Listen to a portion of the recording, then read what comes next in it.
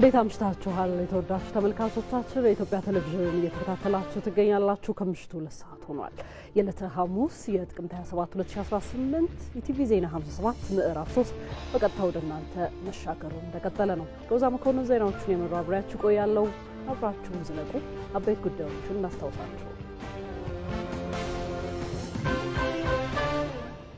በኢትዮጵያ ባለፉት የመንግስት ስርዓቶች የሀገሪቱን ነባራዊ ሁኔታ ያላገናዘቡ የኢኮኖሚ ሞዴሎች በመተግበራቸው የሚፈለገውን ያህል እድገት እንዳይመዘገብ አድርጎ መቆየቱ ተገለጸ።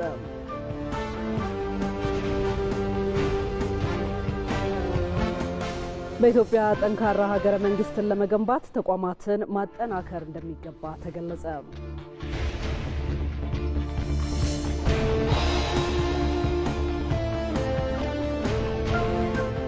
በምዕራብ ጎጃም ዞን የመማር ማስተማር ስራን በማጠናከር ተማሪዎች የተሻለ ውጤት እንዲያስመዘግቡ የተሰራ መሆኑ ተገለጸ።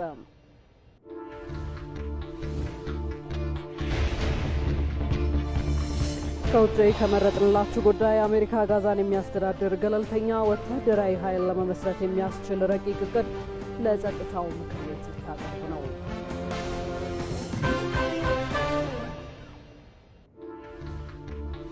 በስፖርት ጉዳያችን የ2025-26 የኢሮፒያ ሊግ ውድድር በአራተኛ ዙር መርሃ ግብር ዛሬ ምሽት ሲመለስ አስቶን ቪላ ከማካቢ ቴል አቪቭ፣ ስቱትጋርት ከፌይኖርድ እና ሪያል ቤቲስ ከሊዮን ጨዋታዎች የተሻለ ትኩረትን አግኝተዋል።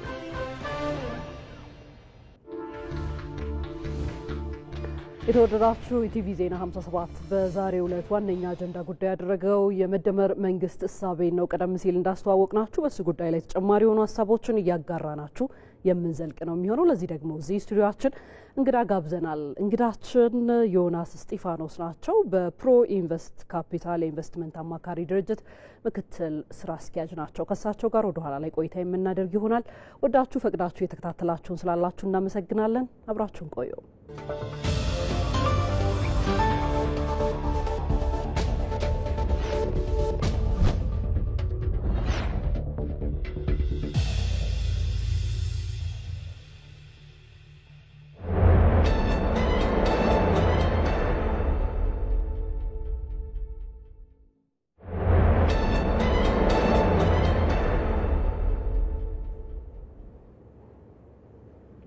ኢቲቪ ዜና 57 በአጀንዳ ጉዳዮቹን የሚያስቀድም ነው የሚሆነው። የመደመር መንግስት እሳቤ ላይ ትኩረታችንን አድርገናል። ከዛ ጋር ወደ ተገናኙ ዘገባዎችን እንምራችሁ።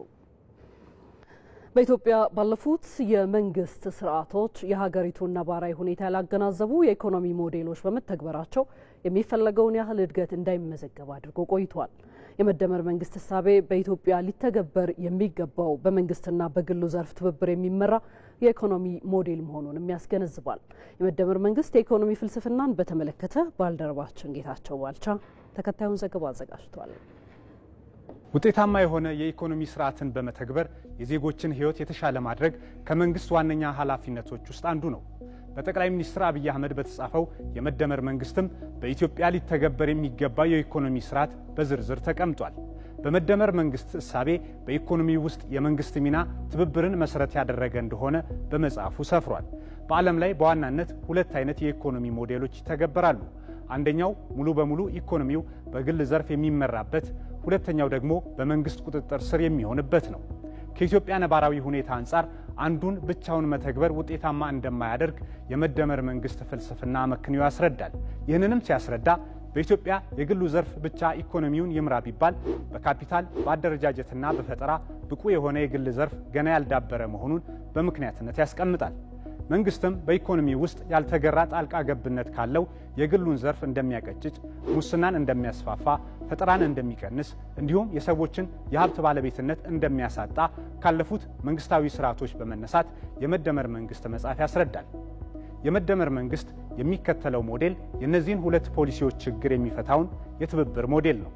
በትብብር ሞዴል የግሉ ዘርፍ በኢኮኖሚ ውስጥ ተገቢውን ሚና ይጫወታል፣ ይደገፋል፣ ይበረታታል። መንግስት ደግሞ ኢንተርፕረነር በሆነ እሳቤ የግል ዘርፍ በማይደፍራቸው ዘርፎች ይሳተፋል። ከግሉ ዘርፍ ጋር በጋራ ያለማል፣ አዳዲስ ሀሳቦችን በማመንጨት አዳዲስ የኢኮኖሚ ዘርፎችን ይፈጥራል፣ ያዳብራል። በዘመናት ውስጥ ኢትዮጵያ ከሌሎች ሀገራት የተቀዱ የኢኮኖሚ ፖሊሲዎችና ስርዓቶችን ከሀገራዊ ነባራዊ ሁኔታ ጋር ሳታጣጥም መተግበሯ የዜጎቿ የኑሮ ደረጃ እንዳይሻሻል አድርጎ መቆየቱን በመደመር መንግስት በዝርዝር ቀርቧል። ጦርነትና ግጭትም ሾተ ላይ ሆነውባት ወደፊት እንዳትራመድ ማድረጋቸውም ታሪክ ያሰፈረው ሀቅ ነው። ኢትዮጵያ ከነዚህ ችግሮች ወጥታ ካደጉት ሀገራት ጎራ እንድትቀላቀል በዋናነት 3 ስልቶች መተግበር እንዳለባቸው በመደመር መንግስት መጽሐፍ ሰፍሯል። ፈጠራ፣ ፍጥነትና ዝላይ። መደመራዊ የፈጠራ መንገድ በመደመር መንግስት እሳቤ አዳዲስ ሐሳቦችን የማፍለቅና በተለየ መንገድ የማሰብ ችሎታ፣ ሐሳቦችን ወደ እውነታ የመቀየር ሂደትና ብቃት፣ አዳዲስ ምርቶችንና አገልግሎቶችን ወደ ገበያ ማምጣት እንዲሁም ሌሎች የፈጠራ ስራዎችን በማህበረሰብ ውስጥ እንዲሰርጹ ማድረግ ትኩረት ተሰጥቶታል። መደመራዊ የፍጥነት መንገድ ከኋላ ወደፊት ለመምጣት መፍጠር ብቻ ሳይሆን መፍጠን የግድ እንደሚል የመደመር መንግስት በጽኑ ያምናል።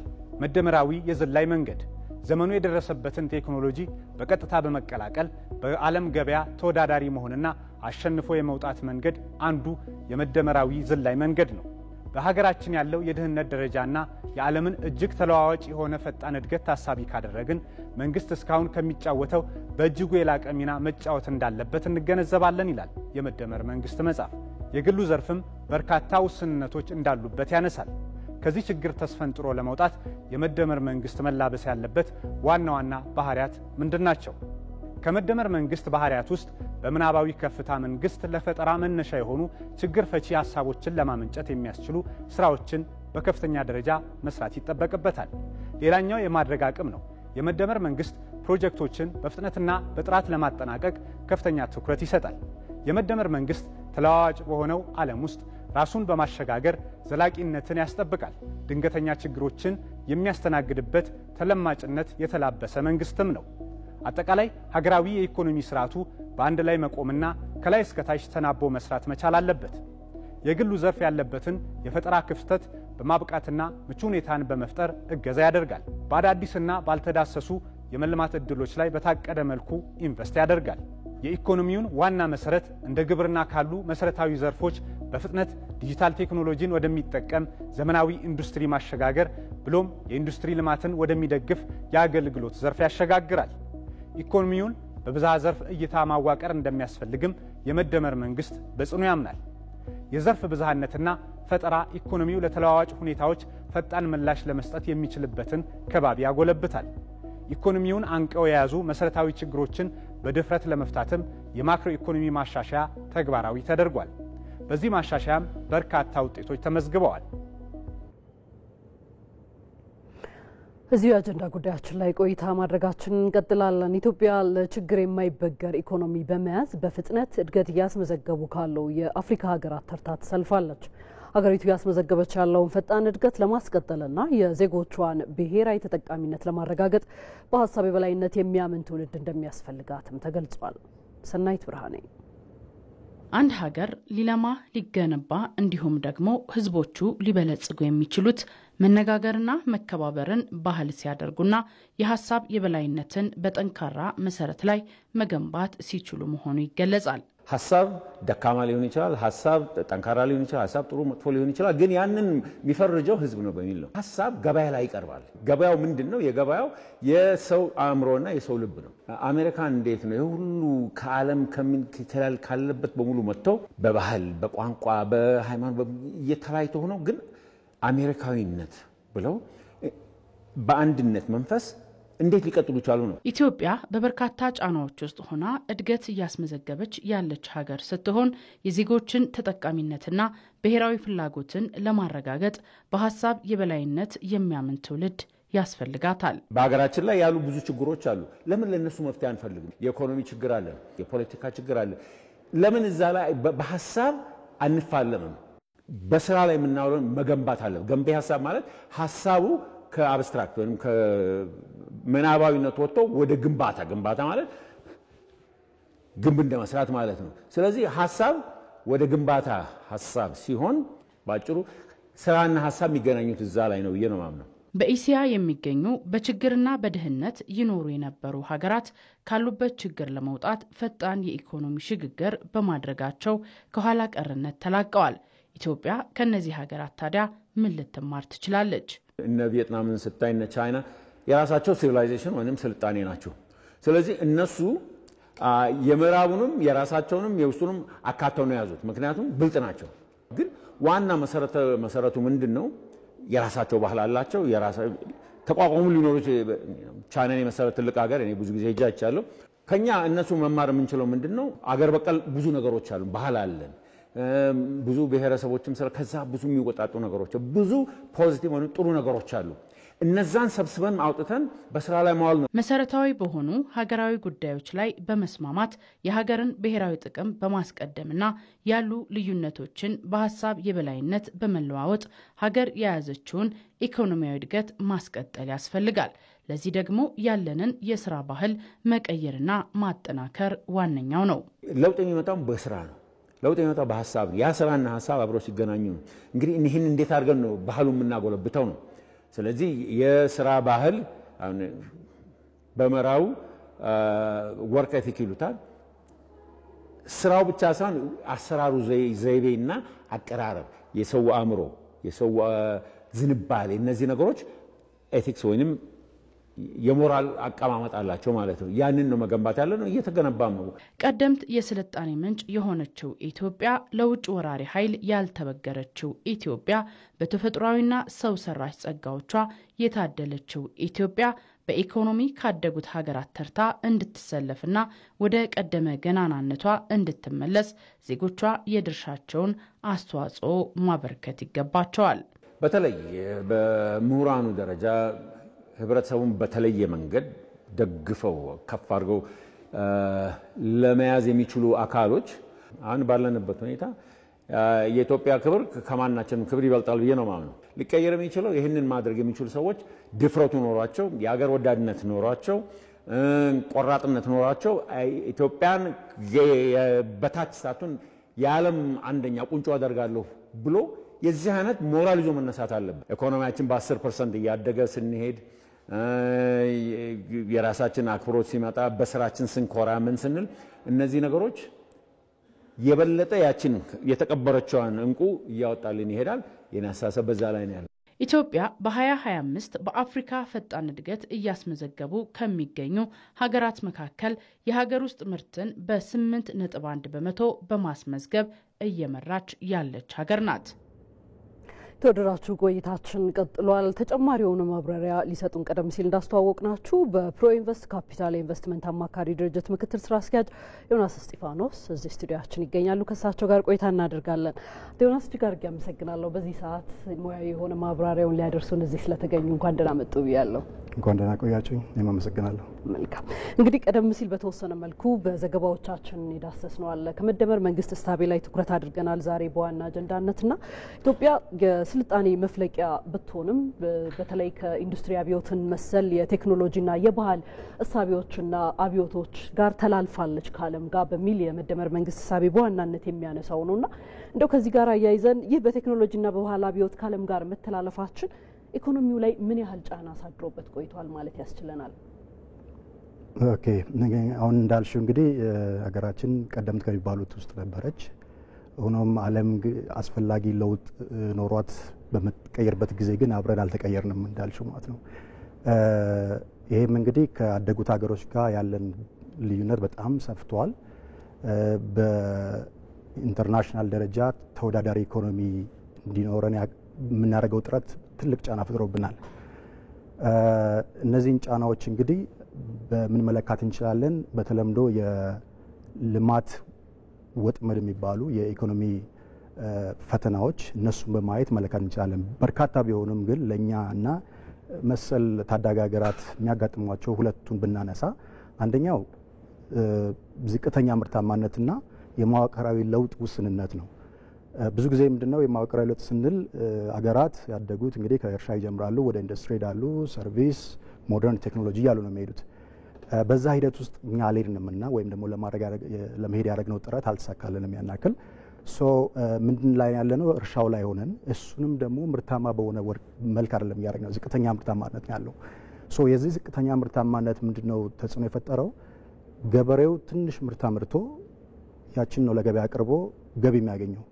ያችን ገቢ ደግሞ ይዞ ነው እንግዲህ ሜካናይዝድ ወደሆነ አሰራር ለመሄድ ካፒታል ያስፈልገዋል ከገቢው ላይ ቆጥቧት ማለት ነው። ስለዚህ መጀመሪያውኑ ገቢው ትንሽ ምርታማነቱ ትንሽ ስለሆነ ገቢው ማሳደግ አልቻለም። ገቢው ሳላደገ ደግሞ ለካፒታል ግባቶች የሚያስፈልገውን ቁጠባ ሊያገኝ አልቻለም። ስለዚህ እዛው ሰርክል ውስጥ እንሽከረከራለን ማለት ነው።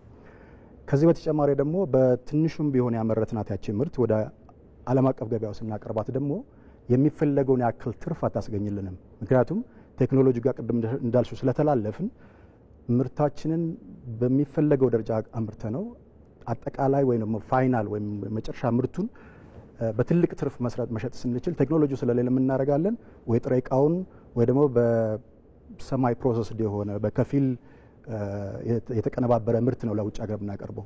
ያን ስናቀርብ የምናገኘው የውጭ ምንዛሪ አነስተኛ ነው የሚሆነው። ከትልቁ ትርፍ ላይ ትንሿን ነገር ነው እያገኘን ያለ ነው። ይሄን የሚያባብሰው ደግሞ ምንድን ነው? ምርቶቻችን ወደ ውጭ ስንልክ ትንሽ የውጭ ምንዛሪ እያገኘን እንዳለመታደል ሆኖ ደግሞ የምናስገባቸው እቃዎች ያለቀላቸውና በትልቅ ኮስ የተመረጡ ስለሆኑ ትልቅ የውጭ ምንዛሪ የሚያስወጡ ናቸው። ስለዚህ የኢኮኖሚ ባላንሱን ያዛባዋል። በተጨማሪ ደግሞ የውጭ ምንዛሪ እጥረት ውስጥ ከቶናል። ይሄ እንግዲህ ይህና መሰል ሌሎች ተግዳሮቶች አንድ ላይ ተሰብስበው የአዙሪት ውስጥ ነው የከተተን። በትንሽ ወይም ዝቅተኛ ምርት እናመርታለን። ዝቅተኛ ምርት ወደ ምን ይወስደናል? አነስተኛ ወደ ሆነ የውጭ ምንዛሪ። ያ አነስተኛ የሆነ የውጭ ምንዛሪ ደግሞ የምንፈልገውን አዳዲስ ቴክኖሎጂ እንዳናመጣ ስለሚከለክለን መልሰን ዝቅተኛ ምርት ውስጥ እንገባለን። ይሄ አዙሪት ነው እንግዲህ መሰበር ያለበት። መልካም። ይህን ያህል የነበሩ ጫናዎች በጥቂቱ ነው ለማየት እየሞከርን ያለ ነው። ይህን ያህል ጫናዎች ከነበሩ አሁን ላይ መንግስት መጠነ ሰፊ የሆኑ የተላለፉበትን ጊዜ ለማካካስ የሚያስችሉ ስራዎች እንደሚመለከቱት እየተከወኑ ያሉበት ሁኔታ አለ እና ይህ ሂደት ኢትዮጵያ አሁን ካለችበት በተሻለ እንድትሆን ምን ውጤትስ እያመጣ ነው? ምን ውጤትስ እያስገኘ ነው ማለት እንችላለን ሂደቱ? በጣም ጥሩ። አሁን እንግዲህ ቅድም ያልኩትን አዙሪት መስበር የምንችለው እንግዲህ የሆነ በመንግስት በኩል መደረግ ያለበት ነገር አለ። ያም እየተደረገ ነው፣ ሲደረግም ቆይቷል። ያን አዙሪት ከመስበር አንጻር ለምሳሌ በመንግስት በጣም ከፍተኛ ኢንቨስትመንቶች ተደርገዋል። መሰረተ ልማት ላይ፣ የሰው ሀብት ልማት ላይ ብዙ ኢንቨስትመንት አድርጓል መንግስት በበርካታ ዓመታት። እነዚህ እንግዲህ መክፈል እየጀመሩ ነው አሁን። ለዚህ ማሳያ የሆነ ለምሳሌ የኃይል አቅርቦት ላይ የተሻለ አስተማማኝ የኃይል አቅርቦት ለማቅረብ የሚያስችል ደረጃ ላይ ደርሰናል። አሁን በቅርቡ የህዳሴ ግድብ መመረቅ አንዱ ማሳያ ነው። ይሄ የኃይል አቅርቦት ወደ ውጭ ኤነርጂን በመላክ ከምናገኘው የውጭ ምንዛሪ በተጨማሪ ኢንዱስትሪውን ለማንቀሳቀስ የሚያስፈልገውን ኃይል በተሻለ በአስተማማኝ ሁኔታ በተሻለ አቅርቦት ከሌላው ሀገር አንጻር ደግሞ በረከሰ ደረጃ በምንለው አቅርቦት ማቅረብ ይቻላል ለኢንዱስትሪው። ያንኑ ማሳያ ነው። ለምሳሌ ሌላው የትራንስፖርትና የሎጂስቲክ መሻሻል አለ። ምክንያቱም ትልቅ ኢንቨስትመንት ስለተደረገ ኢንፍራስትራክቸሩ ላይ በትራንስፖርትና በተለይ በባቡር መስመር በመንገዶች ላይ የተደረገው ኢንቨስትመንት ምርቶች ከተለያዩ የሀገሪቷ ክፍል ወደ ሴንትራል ወደ ማዕከላዊ ገበያ እንዲመጡ ያን ስናደርግ ደግሞ በፍጥነት እንዲሁም ኮስትን በቀነሰ መልኩ እንዲሁም ወደ ውጭ ሀገር ለመላክ አድቫንቴጅ እየሰጠን ነው። ሶስተኛው የመዋቅር ለውጦችም እየተያዩ ነው። የኢኮኖሚክ መዋቅር ለውጦች ማለት ነው። ምክንያቱም አሁንም ከኢንቨስትመንቶቹ አንዱ መንግስት በርካታ ገንዘብ አፍስሶ የኢንዱስትሪ ፓርኮች ላይ እና ኢንዱስትሪ ፓርኮች አካባቢ ያለ የመንግስት ልማት ሌሎች የመሰረተ ልማት ኢንቨስትመንቶች ወይም ደግሞ ሂደቶች ነበሩ። ያ ኢንዱስትሪውን ከፍ እንዲል አድርጎታል። ያ ማለት እርሻን ተክቶ እየሰራ ነው ባንልም ከእርሻ ላይ ግን የተወሰነውን ድርሻ እየወሰደ ወደዛ ነው መሄድ የምንፈልገው። ቅድም ያልነውን ስትራክቸራል ለውጥ የምንፈልገው ከእርሻ ወደ ኢንዱስትሪ መሄድ ስለሆነ የተወሰነ ለውጥ እርምጃዎች አሉ። እነዛ የመንግስትን ኢንተርቬንሽን የሚያሳዩ ናቸው። አብረው አያይዘው እስኪ ያንሱልኝ አቶ ዮናስ፣ በፍጥነት ከድህነት እንድትወጣ በማድረግ ሂደት ውስጥ የመደመር መንግስት እሳቤ በፍጥነት በመፍጠርና የመዝለል እሳቤዎችን መከተል ይገባል ሲል ያስቀምጣልና ምን ያህል አስፈላጊ ናቸው እነዚህ? እንደተባለው እንግዲህ ወደ ኋላ ቀርተናል እያልን ከሆነ ከፊት ለፊታችን ያሉ አካላት አሉ ማለት ነው እና እነዛ አካላት ጋር ለመድረስ እነሱ በሚሄድበት ፍጥነት እንኳ ብንሄድ መቼም አንደርስባቸውም። ስለዚህ ምን ያስፈልገናል? መፍጠን ያስፈልገዋል ማለት ነው። በምን መመሰል እንቻለን? ትልቅ ወንዝ አለ አድርገን እናስበውና በዚህኛው ወንዝ ዳር እኛ እና መሰል ታዳጊ ሀገራት አሉ ብለን ብናስብ፣ በዛኛው ወንዝ ደግሞ ያደጉት ሀገራት አሉ ብለን ብናስብ ከዚህ ወደዛ ነው መሻገር የምንፈልገውና ይሄን ስናደርግ በፍጥነት መሆን መቻል አለበት ነው አንደኛው። እሱን ለማድረግ ለምሳሌ በትንሽ ጀዝባ እየቀዘፍን ለመሞከር ይቻላል። ግን ከዛ በተጨማሪ ደግሞ ምናልባት በስፒድ ቦት የሚባለው አለ በፍጥነት ጀልባ እዛ መድረስ እንችላለን። ስለዚህ ፍጥነት ያስፈልገናል ሶዛት እዛ ቦታ ለመድረስ ማለት ነው። በተጨማሪ መፍጠር ደግሞ ያስፈልገናል። ኦብቪየስሊ አገራዊ ሁኔታችንን ያገናዘበ ፈጠራ ያስፈልገናል። ስለዚህ በጀልባ ከመሄድ ምናልባት በድልድይ መሄድ አለብኝ ብዬ አስቤ ድሮ በእንጨት ድልድይ ነበር የሚሰራው። አሁን ደግሞ ጠንከር ባለ ወንዙ ሞላቢልም የማይወስዱ አይነት ድልድይ መስራት ካለብን ሜቢ በብረት ወይም ከብረት በተነከረ ሌላ ነገር ፈጥረን መስራት መቻል አለብን ነው። ሶስተኛው መዝለል የሚለው እንደውም ይሄን ሁሉ ትቼ በፍጥነት እዛ ለመድረስ ለምንስ ጀልባ ላለው ለምንስ ድልድይ ላለው በሄሊኮፕተር ተሻግሬ እዛ መድረስ ይችላል። እነዚህ ነገሮች አንዱ ብቻውን በሆነ ጊዜ የምንጠቀመው ነው፣ ሌላኛው በሌላ ጊዜ የምንጠቀመው ሳይሆን ተቀናጅተው አንድ ላይ የሚሰሩ ከሆነ የምንፈልገው ደረጃ መድረስ እንችላለን ብዬ ተስፋ አደርጋለሁ። ስለዚህ የተላለፍንባቸውን መንገዶች በመፍጠርና በመዝለልም ጭምር ማሳካት ይቻላል የሚለው ሐሳብ ነው በዋነኛነት እየተሄደበት ያለው የሚለው ነው ዋና የትኩረት ሐሳቡ ማለት ነው። አቶ ዮናስ እስጢፋኖስ በፕሮ ኢንቨስትመንት ካፒታል የኢንቨስትመንት አማካሪ ድርጅት ምክትል ስራ አስኪያጅ በዚህ ሰዓት ተገኝተው ስቱዲዮአችን ይህን የመሰለ ማብራሪያውን ስላደረሱን እጅግ አድርገን ነው የምናመሰግነው በተመልካቾች ስም። አመሰግናለሁ። እኔም መልካም ምሽት ይሁንልዎት።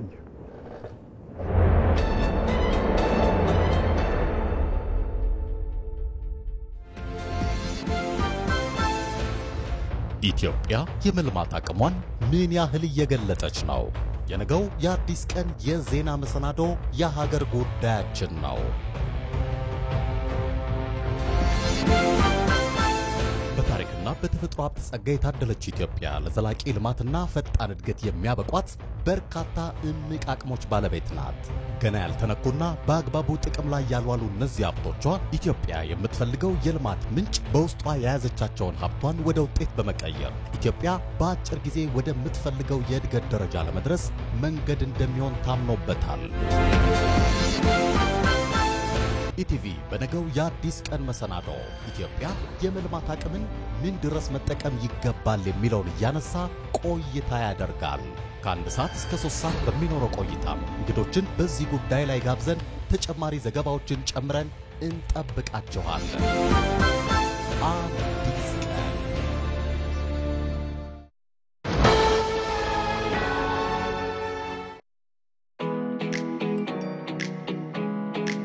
የቴክኖሎጂ ችሮታዎች ባደጉ ቁጥር ሰውን ለመጉዳት የሚጠቀሟቸውም ይበዛሉ። የዕለት ጉርሶንም ሆነ ለነገ ያሉትን አንጡራውን ከቀማኞች ለመታደግ ማስተዋልን ይሻል።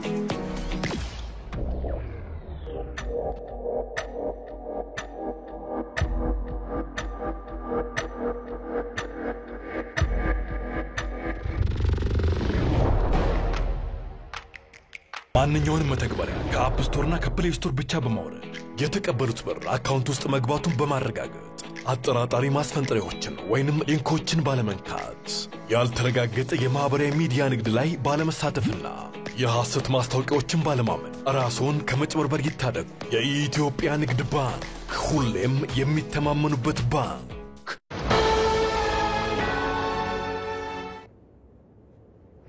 ተወደዳችሁ ኢቲቪ ዜና 57 ላይ ትገኛላችሁ። ወደ እናንተ መድረሳችንን ቀጥለናል። ከአጀንዳ ጉዳያችን ወጥተናል።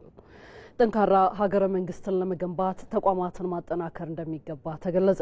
ኢትዮጵያን ጽናትን ከታላቁ ህዳሴ ግድብ በመማር በትውልድ ቅብብሎሽ የሀገር ግንባታ ስራዎችን ማጠናከር እንዳለባቸውም ተመላክቷል። ሙሉ ግርማይ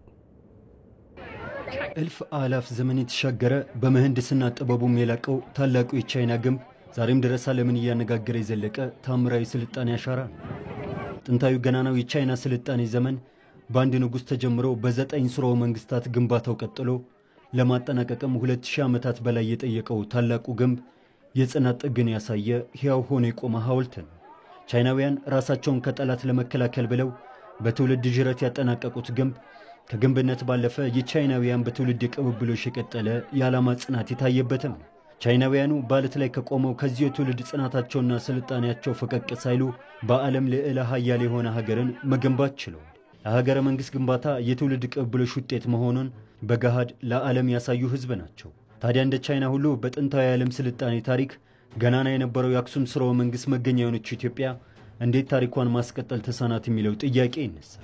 በእርግጥ ከአክሱም ስልጣኔ ዘመን በኋላ በየዘመናቱ የታዩ እንደ ላሊበላ ውቅር አብያተ ክርስቲያናት፣ የፋሲል ቤተ መንግሥት፣ የሐረር ጀጎል ግንብ፣ የባሌ ሶፍ ዑመር ዋሻ ሥራዎች የትውልድ ሥራዎች ሆነው ተጠቃሽ ናቸው። ነገር ግን ስልጣኔዎቿን ማስቀጠል የተሳናት ሀገር በየጊዜው ለህልውና አደጋ ጭምር ስትጋለጥ ኖራለች። ስልጣኔዋ ያሽቆለቆለ ስሟ በድህነት ዜጎቿን በተረጂነት የተጻፉበትም የታሪኩ አካል ነው።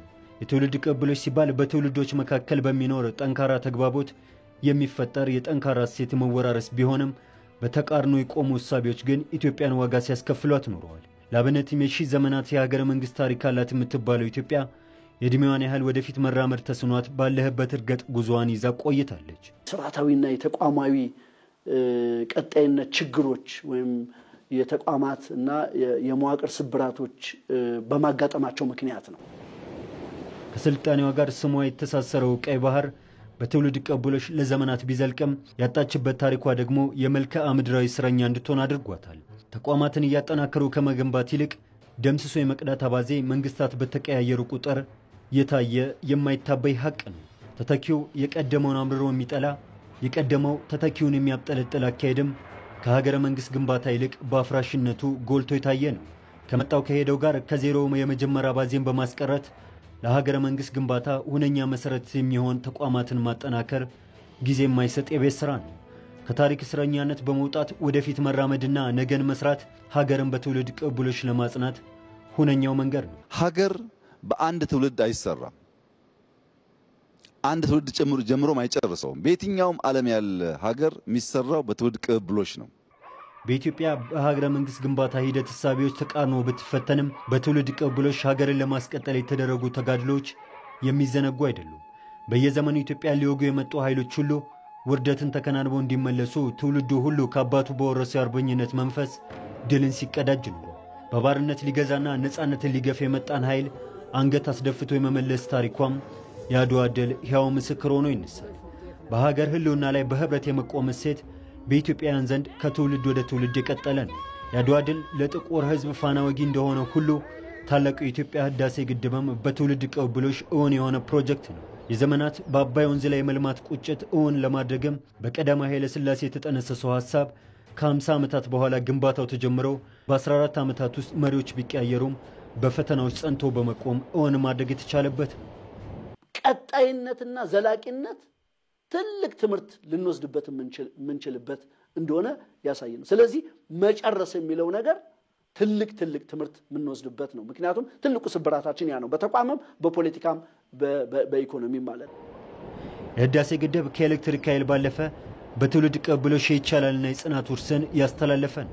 በእርግጥ ኢትዮጵያውያኑ ለትውልድ የሚሻገሩ ተቋማትን መገንባት ላይ ያሉ ስብራቶችን በማድረግ በሀገር ግንባታ ላይ መሰረት የሚጥል ስራ ማከናወን እንደሚገባም በህዳሴ የተገለጸ ሀቅ ነው። ከመጣና ከሄደ መንግስታት ጋር እያያያዙ መንግስታት በሄዱ ቁጥር ከዜሮ የመጀመር አባዜን በማስቀረት ዘላቂ እንዲሆኑ በሁሉም መስክ ስራዎች ሲሰሩ ቆይቷል። በሁሉም አሁን በተቀስቋቸው በሲቪል ሰርቪስ፣ በጸጥታ ተቋማት፣ በማህበረሰብ ተቋማት፣ በሲቪክ ተቋማት እነዚህ ስራዎች በደንብ እየተሰሩ ነው የሚገኙት። እነኚህም በመኖራቸው ምክንያት ነው ዘላቂም ሊሆኑ የሚችሉት። ደምስሶ ከመጀመሪያ አባዜ በመውጣት በፈተናዎች ባለመበገር በጽናት በመቆም መልካም ነገሮችን ማስቀጠልና ጊዜውን እየዋጁ ማሳደግ እንዳንጋፋው የኢትዮጵያ አየር መንገድ ሁሉ የትውልድ ስራ ሆኖ በየዘመናቱ እውን ማድረግን ይጠይቃል። የኢትዮጵያን የስኬታቸው ምንጭ በአንድነት መቆም ስለመሆኑ ታሪክ ያስረዳል። ኢትዮጵያን ለጋራ ዓላማቸው በህብረት ሲቆሙ የማይሻገሩት ፈተና እንደሌለም ይገለጻል። ይመራ ደም በዚህ ጉዳይ ላይ ተከታዩን ዘገባ አዘጋጅቷል። ወደ ኋላ መለስ ብሎ ታሪክን የዳሰሰ አሁን ላይ ቆሞ ስለ ኢትዮጵያውያን የስኬት ምንጭ ምንድነው ሚስጥሩ ሲል የተመራመረ ሁሉ አንድ የማይታበይ መልስን ያገኛል። በአንድነት ስለመቆም ድር ቢያብር አንበሳ ያስር ብሂላቸውን በተግባር ፈትነውት ባስገኙት የህብረት ስኬታቸው በታሪክ ኑረውበታል። አሁንም ይሄው ቀጥለውበታል። በዘመናት ቋጠሮ ውስጥ ፈተናዎች በዝተው ሀገራቸውን ለውድቀት የሚዳርጉ ወጀቦች በበረቱባቸው ጊዜ ኢትዮጵያ ልጆቿ ብዙም ሳያወሩ ተጠቃቅሰው ስለ ጋራ ዓላማ ሲሉ በህብረት አሸንፈዋል። ለዚህም ነው የችግሮች መሻገሪያ ስኬትን የማብሰሪያ የነዚያ የብልሆቹ ኢትዮጵያውያን መንገድ ከተባለ አንድ ሆነው እንደ ብዙ፣ ብዙ ሆነው እንደ አንድ ማበር የሆነው። ኢትዮጵያውያን ለአንድ ዓላማ በጋራ ከተሰለፉ የትኛውን ፈተና እንደማይበግራቸው በደማቸው የተጻፈው በአጥንታቸው የጸናው አድዋ ብዙ ይነግረናል። አንድ ላይ ቆመን እቺን መሬት እቺን ምድር ጠላት አይረግጣትም ብለን ተዋግተናል። አድዋ እንደ ሁለተኛው ዓለም ጦርነትና እንደ አንደኛው ዓለም ጦርነት የሞተ ኩነት አይደለም፣ ህያው ኩነት ነው። አድዋ ኢትዮጵያ የነጻነትን ሳይሆን የድል ቀንን እንድታከብር አስችሏል። አንድነት ኃይል ሆኖ በኢትዮጵያ ላይ የተቀነባበረ ሴራና ደባን ድባቅ መምጫ ሆኗል። ድል አድራጊነትና ኢትዮጵያም እንዳይነጣጠሉ አጋምዷቸዋል። እርግጥ ኢትዮጵያውያን በተሳሳተ ትርክት ላይ ቆመው አንድ ላይ መሆን ተስኗቸው በተለያዩም ጊዜ እርስ በርስ ተጋጭተው ዋጋ ከፍለዋል። ይህ ታሪክ በጥቁር መዝገቡ የሚያስቀምጠው ሌላኛው ገጽ ታዲያ አቅምንና ጉልበታቸውን ለጋራ እድገታቸው ልማት ላይ ከመዋል ይልቅ እርስ በርስ በመጠፋፋትና በመቆሳሰል እንዲባክን አድርጓል። ያም ሆነ ይህ ኩነቶችን አዝሎ የሚፈሰው የኢትዮጵያ የታሪክ ምንዳና ፍዳ የሁሉም ነው። አሁን ፍዳው እንዳይደገም ምንዳው እንዲጎለብት ማድረግ የዚህ ትውልድ አደራና ኃላፊነት ሆኖ ከፊት መጥቷል። የሚጠቅመውን የጋራ ምንዳ ይዞ ፍዳውን ደፍቆ መጣልም ግድ በመሆኑ ትውልዱ በዚያ ጉዞ ውስጥ ገብቷል። ኢትዮጵያውያን ከመለያየት ይልቅ ሲደመሩ አድዋን ያህል ታላቅ ገድል መስራት እንደሚችሉ ሁሉ የአሁኑ ትውልድም በአንድ ጥላ ስር ተሰባስቦ ሌላኛውን የዘመኑ ክስተትን ጽፏል። ታላቁ የኢትዮጵያ ህዳሴ ግድብን። የህዳሴ ግድብ ውጤታማ የሆነው በአንድነታችን፣ ሁሉም ሰው በአንድነት ስለ ህዳሴ ስላሰበ ነው። የኔ የከሌ ነው ብሎ በፓርቲ የከሌ ነው ብሎ በመንግስት የከሌ ነው ብሎ በሌላ ወገን አልጠራውም። የኔ ነው፣ የኢትዮጵያውያን ነው፣ የሁላችን ነው። እንደው አሁን ባለን አወቃቀር ራሱ የከሌ ክልል ነው የምናምን አልተባለም። የሁላችን ነው። ይሄ ነው ዩኒቲ ነው፣ አንድነት ነው። ስለዚህ ሁሉ ጊዜ ሜጋ ፕሮጀክቶች እንዲሰሩ አንድነት ያስፈልጋል። ከተባበሩና ተደምረው በህብረት ከቆሙ ኢትዮጵያውያን አትችሉም የተባሉትን ችለው በታሪክ ጅረት ውስጥ አሳይተዋል። ሲለያዩ የተሰባሪነት፣ ሲደመሩ ደግሞ የአሸናፊነት ባለቤቶቹ እነሱ ኢትዮጵያውያን ናቸው። አሁን ጊዜው የሚጠይቀውም ተደምሮ መልማትን ሰርቶ መበልጸግን ሆኗል። እጣፋንታችን አንድ ላይ የተበየነ ተላይተን የትም መድረስ እንደማንችል አይተናል። አሁን ያለንበት ዓለም ተላይተ ምችልበት አይደለም። እንኳን አንድ ሀገር ሆነ መለያየት ይቅርና ጎረቤቶች የሚተባበሩበት ጊዜ ላይ ነው። አውሮፓኖች ግዙፍ የሆኑት አውሮፓ ዩኒየን የሚባል ፈጥሮ ነው። ኢትዮጵያውያን በታሪክ አጋጣሚ ተለያይተው የቆሙባቸው ክስተቶች ሁሉ ሀገራቸውን አድህያት እንጂ አላበለጸጓትም። ኋላ ቀር አስባሏት እንጂ ወደ ስልጣኔ አልወሰዷትም። ባለፈ የታሪክ ከፍታና ዝቅታ ለቆዩ ስብራቶች መፍትሄ ለመስጠት ጉልበት እንዳይባክን መደመር ወቅቱ የሚጠይቀው የመሻገሪያ መስመር የመዳኛ ሁነኛው መፍትሄ ነው። ካልተደመርን በስተቀር ኢትዮጵያውያን ካልተጋገዝን በቀር የኢትዮጵያን ችግር ባጠረ ጊዜ ልንፈታ አንችልም። ሁሉ ሶሉሽን በእጁ ያለ አንድ ኃይል የለም። ትብብር ይፈልጋል። ኢትዮጵያውያን እንደ ብረት የጠነከረ እንደ አለት የጠጠረ አንድነታቸውን ከመቼውም ጊዜ በላይ አጠናክረው በማስቀጠል የተጀመሩ ታላላቅ ፕሮጀክቶችን እንደሚያሳኩም ጥርጥር የለውም። ሀገርም ዜጎቿን በልማት አስተባብራ ወደ ብልጽግና የምትሸጋገረው የሁሉንም አቅም ደምራ በመጠቀም ነው። ጊዜው በምክክር የተዘጉ ጉዳዮች የሚታወሱበት፣ ተደምሮ በመስራት የማይቻል ጉዳይ የተሰራበትና ውጤት የሚታይበት መሆኑ የእስካሁኑ ጉዞዎች ማሳያዎች ናቸው።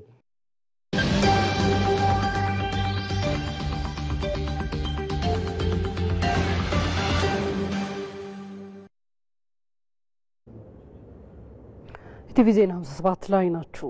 የመማር ማስተማር ስራውን በማጠናከር ተማሪዎች የተሻለ ውጤት እንዲያስመዘግቡ የተሰራ መሆኑን የምዕራብ ጎጃም ዞን ትምህርት መምሪያ አስታወቀ። በትምህርት ዘመኑ በዞኑ በ102 ትምህርት ቤቶች ከ89,000 በላይ ተማሪዎች ከቅድመ መደበኛ እስከ 12ኛ ክፍል ባለው የክፍል ደረጃ ትምህርታቸውን በመከታተል ላይ መሆናቸው ተገልጿል።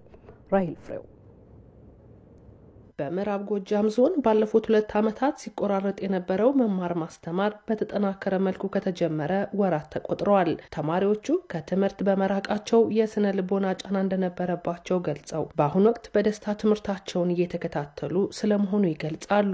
ላይ አሪፍ ነው ያለው ነገር። መጀመሪያ አካባቢ ነበር ትምህርት ጉለት ምናምን ነበረ።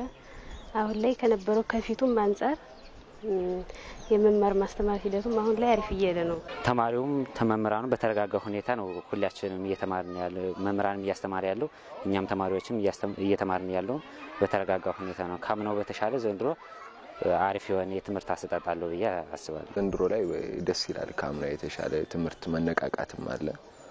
ሲቀጥል ካምናው አምና ላይ ምንም አልነበረም። ለ12ኛ ክፍሎች እናቃቸዋለን በአንድ ፈረቃም ስለነበረ ተጎርተው ነው የጨረሱት። ዘንድሮ ላይ ደስ የሚል ነገር አለው። የተማሪዎች ካውንስል አቋቁመንኛ እንዴት መማር እንዳለብን ምናምን እኛ በተመቸ መንገድ እያካሄድን ነው፣ እያገዙን ነው እነሱም። ሲቀጥል ዘንድሮ ላይ ሙሉ ተማሪው ትምህርት እንዳለ አውቋል። ተማሪዎቹ በቀጣይ ለሚወስዷቸው ክልላዊና ሀገር አቀፍ ፈተናዎች ዝግጅት እያደረግን ነው ሲሉ በትምህርት ቤቶቻቸው በቂ ድጋፍ እየተደረገላቸው ስለመሆኑ ያነሳሉ። ቲቶሪያል እየተጠራን እንማራለን። ከቲቶሪያል ባለፈ ደግሞ እኛ ያው ላይብራሪ እየመጣነ የሚከብዱን ነገሮችና አጋዥ መጻፎችን እያየን የቀጣዩን የሚመጣውን የሚኒስትሪ ፈተና ለማለፍ ዝግጅት እያደረግን ነው።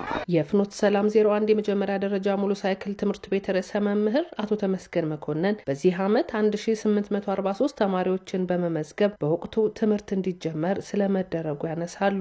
መምህራን ከመደበኛው የመማር ማስተማር ስራቸው በተቃራኒ ሸፍ ተማሪዎችን የማብቃት ስራ እየሰሩ ስለመሆኑ በመጠቆም ቲቶር እየተሰጠ ያለው ከአንደኛ ክፍል ጀምሮ እስከ 8ኛ ክፍል ነው። ግን ለየት ባለ መልኩ 6ኛ እና 8ኛ ክፍሎች በተለይ ቅዳሜ ሳይቋረጥ በተለይ እንግሊዘኛ፣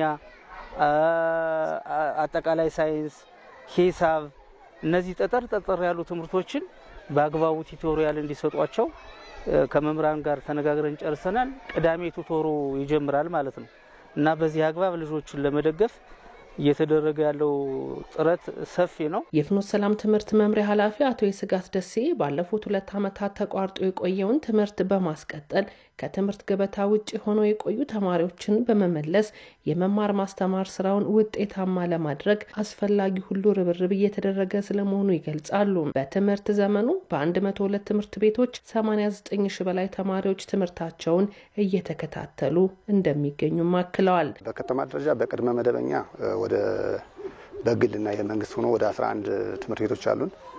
እነሱ ሙሉ በሙሉ የጀመሩበት ሁኔታ ነው ያለው። ከ1 እስከ 8ኛ ወይንም ደግሞ አንደኛና መካከለኛ ደረጃ የምንለው ወደ 15 ትምህርት ቤቶች አሉን። ከ15ቱ ትምህርት ቤቶች የግልና የመንግስትን ጨምሮ ማለት ነው። ከ15ቱ ትምህርት ቤቶች አንዱ ትምህርት ቤት ነው መማር ማስተማር ያልጀመረው። ይሄም ሰላም አምባ ወይም ማረሚያ ቤት የሚባለው ትምህርት ቤት መማር ማስተማሩን እነሱ የሰው ኃይል ገብቷል ብለው እስካላሳውቁን ድረስ መማር ማስተማር ያልጀመረው፣ ሌሎቹ ግን መማር ማስተማሩን የጀመሩበት። በሃይ ስኩል ደረጃ ደግሞ ወደ 3 የሃይ ስኩሎች አሉን። እነሱም በወቅቱ ሙሉ በሙሉ ወደ ስራ ያገቡበት ሁኔታ ነው ያለው። እንደ ምዕራብ ጎጃም ዞን የመንግስት ኮሚኒኬሽን ዘገባ እድሜያቸው ለትምህርት የደረሰና በትምህርት ቤቶች የሚጠበቁ ተማሪዎች በትምህርት ገበታ ላይ እንዲገኙ መምህራንና የትምህርት መምሪያው ጥሪ አቅርበዋል። አልሰማንም ዛሬም አንሰማም ብለን ነው ጀጎል ላሊበላ አክሱምን ያቆም ነው። አንሰማም ብለን ነው በነጻነት ክብር ቅኝ ያልተገዛ ነው። አንሰማም ብለን ነው አባይን ሞግተን ችለን ያሳየ ነው። አንሰማም ብለን ነው በአረንጓዴ አሻራ ደምቀን ያበራ ነው። ከስንዴ ምጽዋት ከርዳታ የዳን ነው። አሁንም አልሰማንም። ኢትዮጵያ ቀይ ባህር አይገባት የሚለውን አልሰማንም። አሁን አልሰማንም። አትችሉም ለሚሉን መስሚያም ጊዜም የለን። እነሱ ሲያወሩ እኛ ስራ ላይ ነን። በእኛም ደም ውስጥ አለ። እነሱ ሲያወሩ እኛ ስራ ላይ ነን። እናት ኢትዮጵያ የሀገራችን ዜና 57 ላይ ናችሁ። 30ኛው የዓለም አቀፉ የአየር ንብረት ለውጥ ጉባኤ ኮፕ 30 በብራዚል ቤሌም ዛሬ መካሄድ ጀምሯል። የተባበሩት መንግስታት ድርጅት ዓመታዊ የአየር ንብረት ለውጥ ጉባኤ የሀገራት መሪዎችን፣ ሚኒስትሮችን እንዲሁም ተደራዳሪዎችንና የተለያዩ ተዋንያንን አሰባስቧል። ዛሬም መሪዎችን የሚያገናኘው የመክፈቻ ጉባኤ ተካሂዷል። በስፍራው የሚገኘው ሪፖርተራችን ሀብታሙ ተክለስላሴ ተጨማሪውን አድርሶናል። 30ኛው የአየር ንብረት ለውጥ ጉባኤ በዚህ በብራዚል ቤሌም ከተማ እየተካሄደ ይገኛል። ዛሬ ይህ ስነ ስርዓት ሲጀምር እንግዲህ የተለያዩ መልእክቶች ተላልፈዋል። ኢትዮጵያም እየተሳተፈችበት በምትገኘው በዚህ የአየር ንብረት ለውጥ ጉባኤ ላይ የተላለፉ መልእክቶች በዋናነት ሀገራት እንግዲህ ከዚህ ቀደም በተለያየ መንገድ የአየር ንብረት ለውጥን ተጽዕኖ ለመቋቋም የገቧቸው ቃሎች አሉ። እነዛ እንዲከበሩ የተጠየቀበት፣ ከዛ ባሻገር ደግሞ ለክላይሜት ቼንጅ ወይም ደግሞ የአየር ንብረት ለውጥ መንስኤ ናቸው ተብለው የተለዩ ጉዳዮችን ለመቅረፍ እንዲሁም ደግሞ ለመቋቋም በሚደረጉ ጥረት ውስጥ በተለይ ታዳጊ ሀገራት ማግኘት ያለባቸውን ፋይናንስ ወይም ደግሞ የገንዘብ ድጋፍ ማግኘት እንዲችሉ ጭምር የተጠየቀበትና በርካታ መልእክቶች የተላለፉበት ነበረ። ዛሬ በመክፈቻው በነበረው ስነ ስርዓት ላይ የተባበሩት መንግስታት ድርጅት ዋና ጸሐፊ አንቶኒዮ ጉቴሬስ አሁን የምንደራደርበት ወይም ደግሞ ቁጭ ብለን የምንነጋገርበት ሰዓት ሳይሆን የምንተገብርበት ተግባር የምናሳይበት መሆን አለበት። ለዚህ መፍጠን ይገባናል። በእያንዳንዱ ደቂቃ በእያንዳንዱ ሰከንድ ውስጥ የሰው ሕይወት ጭምር እየጠፋ ያለበት ሁኔታ በመገንዘብ ለተግባራዊነቱ መፍጠን ይገባናል የሚል ሐሳብን አንስቷል። በነገራችን ላይ ይህ ጉባኤ የሚካሄደው አሁን የምንገኝበት ከተማ ቤሌም ይባላል። የዚሁ የአማዞን ጫካ ወይንም ደን አካል ናት ብሎ ማንሳት ይቻላል። የብራዚሉ ፕሬዝዳንት ሉላ ዳ ሲልቫ በዚሁ ንግግራቸው ላይ ይህ ጉባኤ የተካሄደበት የሚገኘው ቦታ እጅግ ታሪካዊ ነው፣ ትልቅ ትርጉም ያለው ነው። የአየር ንብረት ለውጥን መቋቋም ማለት የአማዞንን ጫካ መጠበቅ ማለት ነው። ለዚህ መፍጠን አለብን። ሀገራት የገቡትን ቃላት ማክበር ይጠበቅባቸዋል። የድንጋይ ከሰልን መጠቀምን በተመለከተ ቁርጥ ያለ ግልጽ የሆነ አቋም ይዘን መውጣት ይጠበቅብናል የሚል ሐሳብ አንስተዋል። ይሄ ጉባኤ እንግዲህ በቀጣይ ቀናት የተለያዩ ድርድሮችን፣ ውይይቶችን የሚያካሂድ ነው የሚሆነው። ኢትዮጵያም እንግዲህ በዚሁ ተሳትፏን እያደረገች ትገኛለች። የአየር ንብረት ለውጥን ለመቋቋም እየሰራቻቸው ያለችውን ግዙፍ ስራዎችን ታስተዋውቅበታለች፣ ታጎላበታለች ተብሎ ይጠበቃል። ለኢትዮጵያ ቴሌቪዥን ለተጠናቀረው ዘገባ ሀብታሙ ተክለስላሴ ነኝ፣ ብራዚል ቤሌ። ቲቪ 57 ወደ ውጭ ጉዳዮቹ ተሻግሯል። አሜሪካ ጋዛን የሚያስተዳድር ገለልተኛ ወታደራዊ ኃይል እንዲመሰረት የሚያስችል ረቂቅ እቅድ ለተባበሩት መንግስታት ድርጅት የጸጥታው ምክር ቤት ልታቀርብ ነው። ወታደራዊ ኃይሉ የጋዛ ሲቪሎችን ሰላም ከማስጠበቅ ባለፈ አዲስ አስተዳደር ይመሰርታል ተብሏል። አዝመራው ሞሴ አሜሪካ በጋዛ ገለልተኛ ወታደራዊና የሲቪል አስተዳደር እንዲመሰረት የሚያስችል ረቂቅ ለተባበሩት መንግስታት ድርጅት የጸጥታው ምክር ቤት አባላትና ለሚመለከታቸው የመካከለኛው ምስራቅ ሀገራት ማቅረቧን አስታወቀች። አዲሱ የአሜሪካ እቅድ በጋዛ ዓለም አቀፍ የማረጋጋት ኃይል የሚል ስም ያለው ወታደራዊና የሲቪል አስተዳደር በጋዛ እንዲመሰረት የሚያስችል ስለመሆኑ ተገልጿል። የተለያዩ ሀገራት የሚያዋጡት ይህ ኃይል የእስራኤልና የግብፅ አዋሳኝ የሆነውን የጋዛ አካባቢ ሰላምና ደህንነት የሚጠብቅ ከመሆኑም በላይ የጋዛ ሲቪሎች ያለ ስጋት እንዲንቀሳቀሱ ኃላፊነት የሚወስድ ነው ተብሏል። ይህ ኃይል በጋዛ የሰብአዊ ድጋፍ እንዲሳለጥና በጋዛ አዳዲስ የፖሊስ አባላት ከሐማስ የጸጥታ ስራውን ተረክበው እንዲመሩ ድጋፍ ያደርጋልም ተብሏል። ይህ በጋዛ አዲስ የሚደራጀው ሰላም አስከባሪ ኃይል የአሜሪካው ፕሬዚዳንት ዶናልድ ትራምፕ ባሳለፍነው ወር ሐማስና እስራኤል ተኩስ አቁም እንዲያደርጉ ካስማሙበት እቅድ የተቀዳ ስለመሆኑ ተሰምቷል። ይሁን እንጂ ጋዛን ሲያስተዳድር የቆየው ሐማስ ትጥቅ ለመፍታት ፍላጎት እንደሌለው በእስራኤልና በአሜሪካ ክስ እየቀረበበት ይገኛል። የአሜሪካው ፕሬዚዳንት ዶናልድ ትራምፕ ግን ሐማስ ከስምምነቱ የሚወጣ ከሆነ በአሜሪካ አሊያም በአጋሮቿ ብርቱ ክንድ ይደመሰሳል ሲሉ አስጠንቅቀዋል። በጋዛ መልሶ ግንባታ ትልቅ ሚና እንደሚኖራቸው የሚጠበቁት ቱርክ፣ ሳውዲ አረቢያ፣ ግብፅ፣ ኳታርና የተባበሩት አረብ ኤሚሬቶች ከአስሩ የጸጥታው ምክር ቤት አባላት ጋር በመሆን ዓለም አቀፉ የጸጥታ ኃይል በጋዛ በሚኖረው ሚና ዙሪያ የአሜሪካን ረቂቅ ሰነድ እንደተመለከቱት ቲአርቲ ወርልድ ዘግቧል። ይህ ረቂቅ የሰላም ዕቅድ ወደ ትግበራ ከመግባቱ በፊት የጸጥታው ምክር ቤት ማጽደቅ የሚጠበቅበት ሲሆን ምክር ቤቱ ግን ይህንን ረቂቅ ሰነድ መቼ ለማጽደቅ እንዳሰበ የተባለ ነገር የለም። ይሁን እንጂ ቲአርቲ ወርልድ ከዲፕሎማቲክ ምንጮች አገኘሁት ባለው መረጃ መሰረት የጸጥታው ምክር ቤት አባላት የአሜሪካን የሰላም ዕቅድ የማጽደቅ ዕድላቸው የሰፋ ነው። ይህ የሚሳካ ከሆነ ግን በጋዛ የሚሰፍረው ዓለም አቀፍ የጸጥታ ኃይል የራሱን የሰላም ዕቅድ በማውጣት ጋዛን እንደሚመራ ዘገባው ጨምሮ ገልጿል። ከስፖርት ከመረጥላችሁ ጉዳይ የ25-26 የአውሮፓ ሊግ ውድድር በአራተኛ ዙር መርሃ ግብር ዛሬ ምሽት ሲመለስ የአስቶን ቪላ ከማካቢ ቴል አቪቭ ይጫወታል። በአሰልጣኝ ኡናይ ኤሚሪ የሚመራው አስቶን ቪላ በፕሪሚየር ሊጉ በሊቨርፑል ከደረሰበት የ2-0 ሽንፈት ለማገገም ወደ ሜዳ የሚገባ ይሆናል። እንዲሁም ስቱትጋርት ከፌይኖርድና ሪያል ቤቲስ ከሊዮን የሚያደርጉት ጨዋታዎችም የተሻለ ትኩረትን አግኝተዋል። የፈረንሳዩ ክለብ ሊዮን የ100% የአሸናፊነት ጉዞውን ለማስቀጠል የሚጫወት ይሆናል።